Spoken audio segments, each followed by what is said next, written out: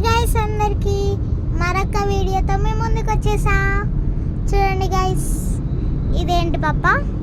Kukatpally metro station. ఇదైతే Kukatpally metro station అన్నమాట. And ఈరోజు అయితే సండే అన్నమాట.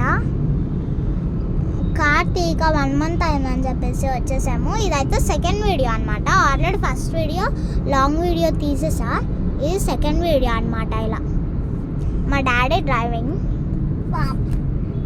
ఇలా అందరం సరదాగా వచ్చేసాం. మా మమ్మీ అయితే ఇంట్లోనే ఉందన్నమాట.